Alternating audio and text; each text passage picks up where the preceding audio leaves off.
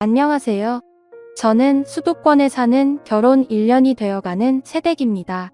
오늘은 나이만 어린 막장형님 얘기를 풀어놓고 싶어 이렇게 사연을 보내봤답니다. 남편은 형과 2살 차이 나는 여동생이 있습니다. 시댁에 갈 때마다 시부모님과 아가씨는 참 좋은데 아주버님과 형님 때문에 빈정상할 일이 제법 많았답니다. 저희는 회사에서 만난 33살 동갑 부부이고 결혼할 때도 양가 지원 안 받고 저희끼리 조촐하게 예물예단 없이 소박하게 결혼식 치르고 집도 저희 둘이서 모은 돈으로 작은 아파트 전세구에서 살고 있어요. 시댁도 친정도 같은 지역에 1시간 내외 걸리는 거리라 부담 없이 찾아가 뵙고 놀다 오고 있어요. 저희에게 바라는 것도 별로 없으시고 시댁 가면 어머님이 차려주시는 저녁 먹고 전 설거지만 할 정도로 시집살이 같은 거 안 시키세요. 설거지도 요리할 때 나오는 설거지는 어머님이 대강 치워주시기 때문에 크게 어렵지도 않고 얻어먹은 사람이 설거지 정도는 해야 한다는 마음에 전혀 기분 나쁜 거 없이 즐겁게 하고 온답니다. 아가씨는 다른 지역에 취직해 일하고 있기 때문에 부딪힌 적이 별로 없어요. 이번 어버이날에도 평일이라 못 온다며 저희 편한 대로 부모님 모시고 식사하라고 아예 미리 빠졌었고 추석에도 당직이라고 얼굴만 비추고 가서 별로 부대껴본 일이 없네요. 그래도 만나면 인사 잘하고 잘 지내는 편입니다. 큰형은 남편보다 5살이 더 많은데 9살 어린 여자와 결혼을 했어요. 2년 전에 결혼했고 그때는 시부모님이 결혼자금을 1억 5천 보태주셨다고 했어요. 저희에겐 그렇게 보태주지 못하는 것을 미안해하셨지만 저희 친정도 그리 보태줄 돈이 있는 것도 아니고 여태까지 키워주신 것만으로도 감사하다는 마음이 있었기 때문에 괜찮다고 말씀드리고 저희 돈으로 잘 꾸려보겠다고 알뜰살뜰 아껴서 결혼 생활을 시작했습니다. 큰형님은 저와 남편보다 4살이 어려요. 이런 동서 사이는 서로 조심해야 하잖아요. 근데 자꾸 반말을 하며 선을 넘어서 한번 들이받으려고 마음의 준비를 하던 참이에요. 처음에는 좀 긴가민가 했어요. 형님 목소리가 좀 작기도 하고 저도 시댁에서 지내기가 어색하고 긴장돼서 누구 말투를 신경 쓰고 듣고 있기가 어렵더라고요. 몇 번의 만남이 있고 나서야 이 사람이 나를 만만히 보고 있구나 하는 게 느껴졌어요. 처음에는 요자를 얼버무리는 정도였어요. 동서, 이리 좀 와요. 동서, 이것 좀 저기에 놔줘요. 이렇게 언뜻 들어서는 모르게 끝에 요자만 들리는 듯 많은 듯 작게 말하더라고요. 처음엔 그냥 한 식구라서 친근하게 말하려고 그러는 건 줄 알았습니다. 근데 가만 보니 점점 작게 말하는 요자도 뺐고 그냥 대놓고 화대를 하더라고요. 그것도 둘이 있을 때 더 심하게 말하더라고요. 동서, 내가 해산물 싫어하는 거 알면서 대게집을 가자고 하다니 왜 그러는 거야? 이런 식으로 나 무시하면 가만 안 둘 거야. 이게 형님이 노골적으로 저를 하찮게 대한다는 걸 느끼게 된 전화통화였어요. 전 형님이 해산물을 싫어하는 줄 몰랐습니다. 형님은 모시려고 초대한 자리도 아니었고요. 아버님, 어머님이 한꺼번에 코로나를 앓으시고 입맛이 떨어져서 밥을 잘 못 드신다는 말씀을 듣고 제가 평소에 해산물 좋아하시는 아버님, 어머님 모시고 대게집으로 모시고 간 날이었어요. 그냥 가볍게 식사하려고 남편도 없이 혼자서 간 자리였고 형님이 오실 줄도 몰랐어요. 어머님도 어쩐 일이냐고 형님에게 물어보실 정도이니 형님이 약속도 없이 시댁에 들이닥친 거잖아요. 마침 예약한 집으로 가려고 집을 나서던 참이라 같이 먹으러 가자고 한마디 한 것뿐이에요. 메뉴 물어보시기에 대게집이라고 다 얘기했고 제가 사는 자리라고 알고 따라오신 거예요. 식당에서 먹기는 또 엄청 잘 먹더라고요. 주문할 때도 형님은 자기는 되게 맛있는지 모르겠다며 킹크랩으로 주문하자고 설레발을 쳐서 저는 이게 뭔가 하면서도 킹크랩을 주문했어요. 스키다시가 많이 나오는 고급 식당이 아니더라도 킹크랩은 엄청 비싼 음식이에요. 형님 먹을 것까지 주문하니 몇십만 원어치가 되더라고요. 그것도 나름대로 소개슬인데 거기에 마음대로 여기요 계란찜도 주세요. 대게튀김도 같이 주세요 하며 마음대로 추가 주문을 하더라고요. 먹성도 어찌나 좋은지 쪄서 나온 킹크랩의 절반은 형님 입으로 들어갔던 것 같아요. 저는 아버님, 어머님 옆에서 살 발라드리느라고 정신없어 잘 챙겨 먹지도 않았는데 형님이란 사람은 와 진짜 그냥 합숙해서 먹기만 하는 거예요. 어머님은 한숨을 쉬시며 둘째야 괜찮다. 어서 너도 먹으렴 하고 저를 챙겨주셨지만 두 분이 너무 기운이 떨어져서 모시고 나온 참이라 저는 정말 잘 챙겨드리고 싶었거든요. 어머님도 형님 쳐다보면서 착잡해하는 게 느껴지고 해서 저도 좀 마음이 편치 않았어요. 정말 그 자리에서 뭐라고 할 수 있는 성격이 되었다면 시원하게 한마디 하고 싶을 정도였어요. 당연히 계산은 제가 했고 형님은 잘 먹었다는 인사도 없었어요. 횡하니 먼저 나가서 차에 타 있더라고요. 시부모님을 댁에 모셔다 드리고 나간 멘탈을 이끌고 집에 가려는데 형님이 따라 나오더니 또 말도 없이 제 차에 타더라고요. 올 때는 없던 봉지를 챙겨 나온 걸 보니까 시댁 냉장고에서 김치를 덜어오는 모양이더라고요.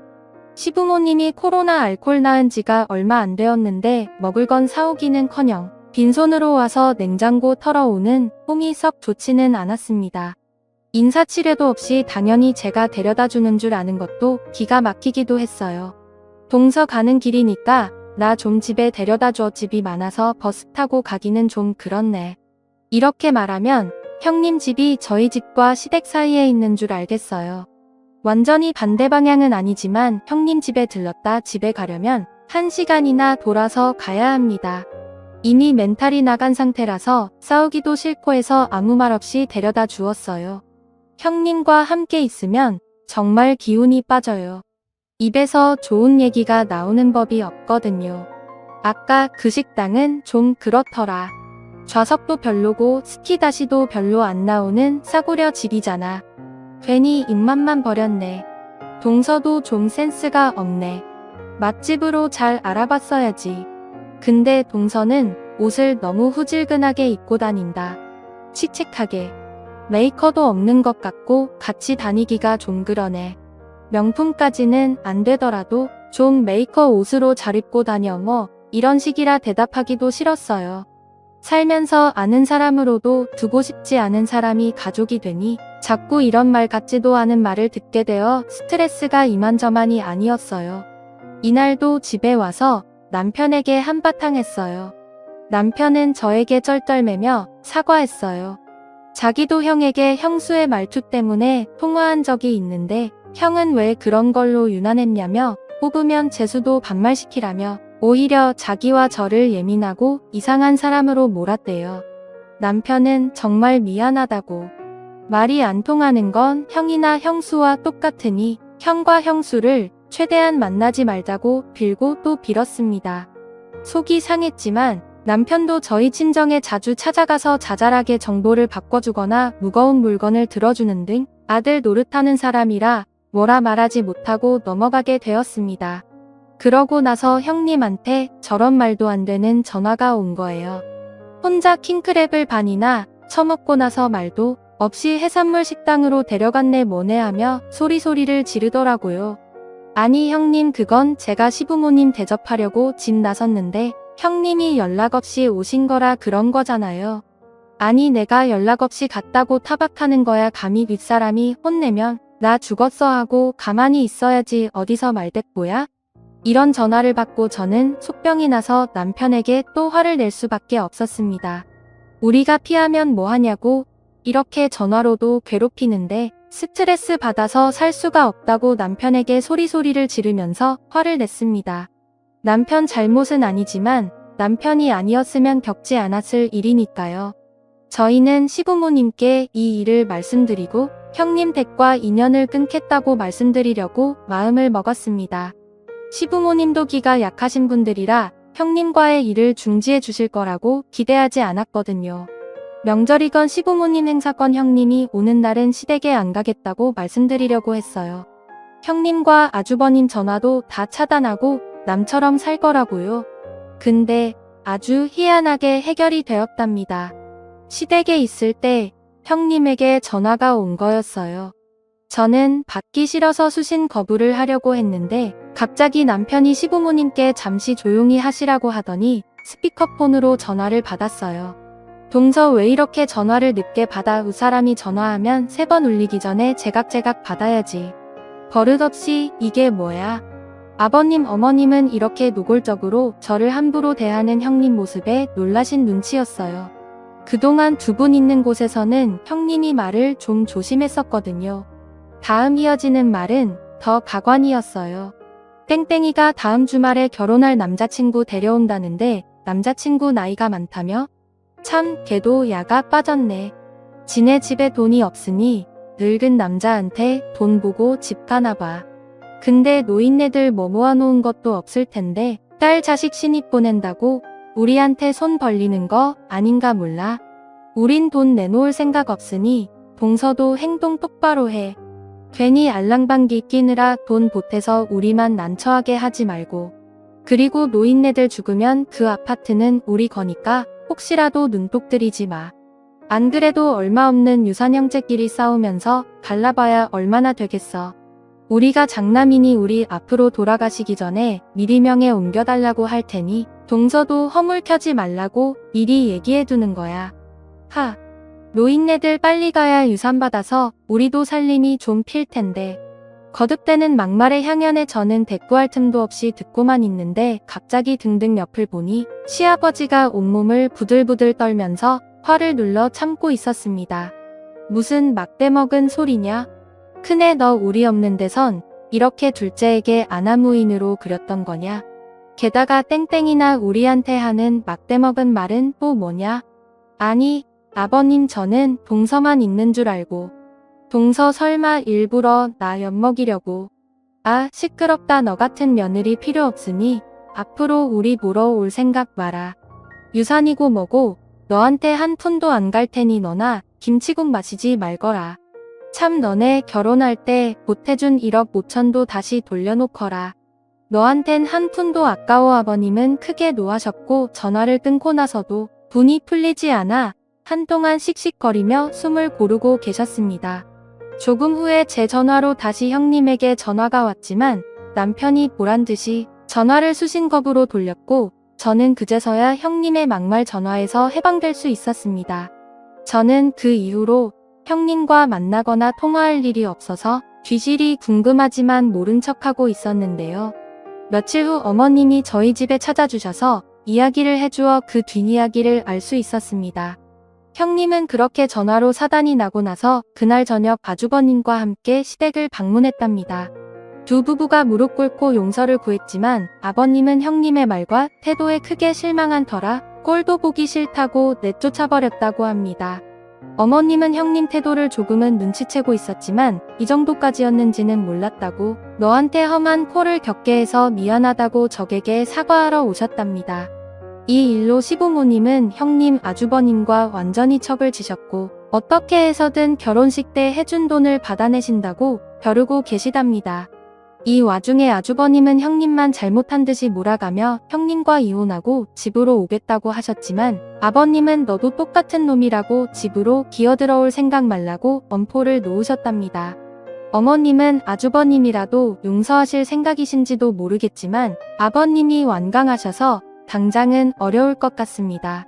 결혼으로 윗사람이 되었다고 아랫사람을 찍어놀이를 하다가 못된 인성을 들키고만 형님 부부를 이제 안 봐도 된다고 생각하니 이제 속이 다 시원합니다.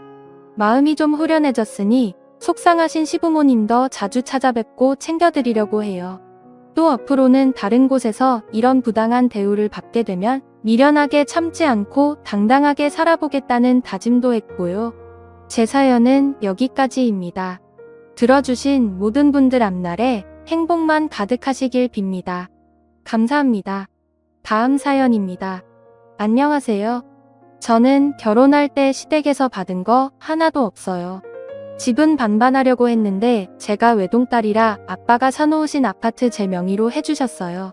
신랑이 혼수했고 시어머니께서 은근히 예단을 바라셔서 저는 대놓고 예물을 해달라고 했어요.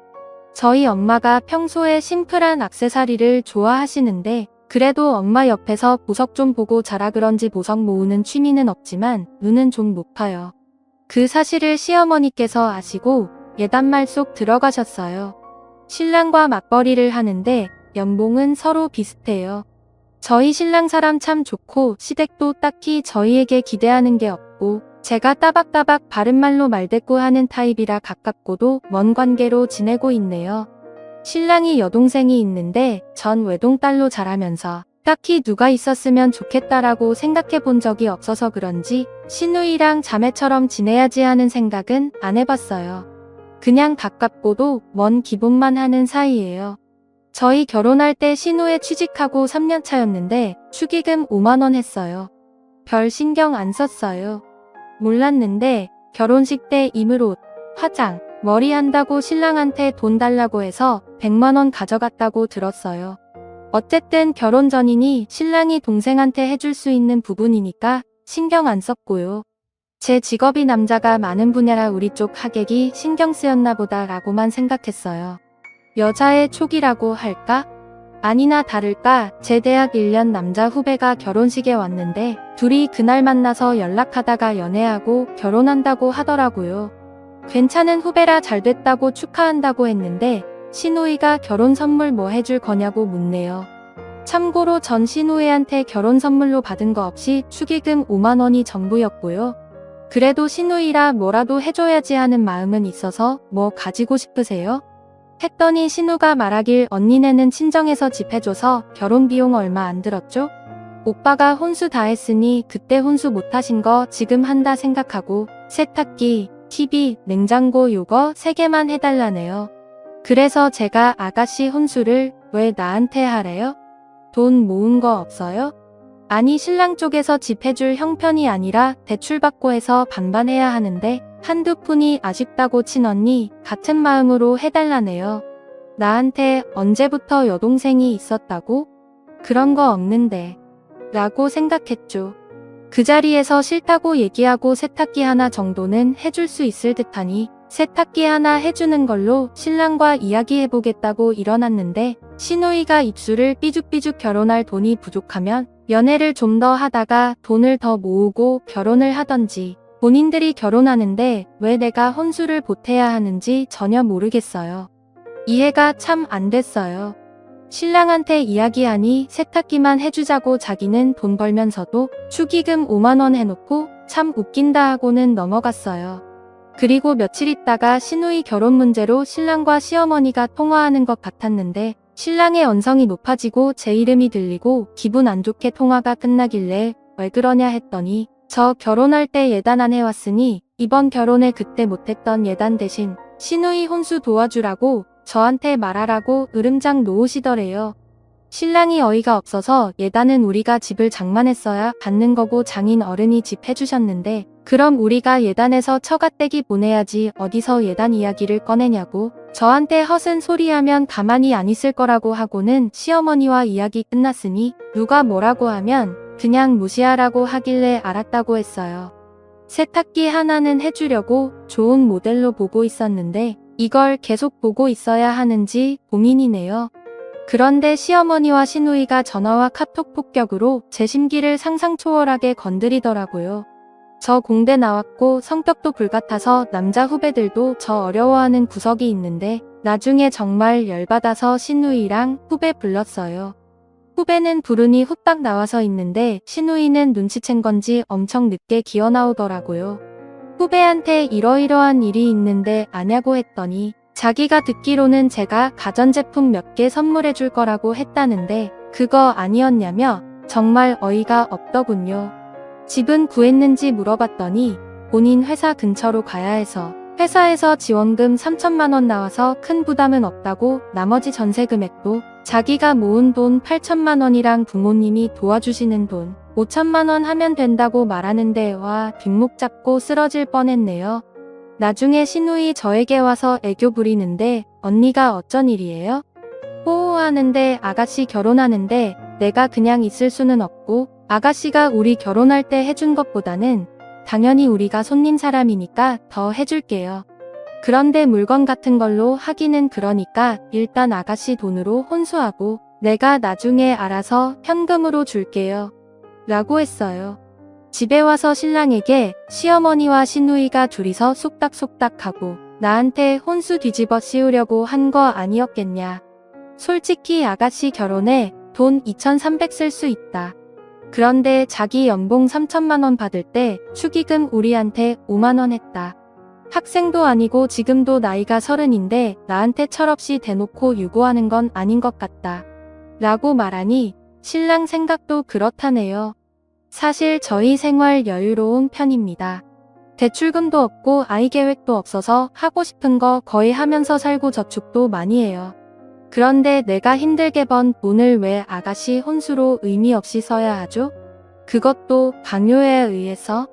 아무튼 결혼식은 다가왔고 그 사이사이 신우는 줄기차게 혼수로 장만한 가전제품들 금액까지 캡처해서 계속 보내왔어요.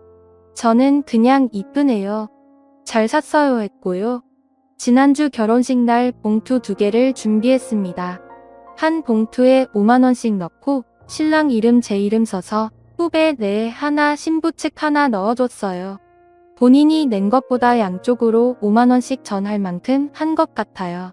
저희 부모님은 미리 추석 전부터 2주간 친구분들과 해외여행 계획이 잡혀 있으셔서 사정의 양해를 구하셨고 아가씨 축의금 드리라고 50만 원 주셨어요. 이건 어른들께서 하시는 거니까 그대로 시부모님께 드렸고요.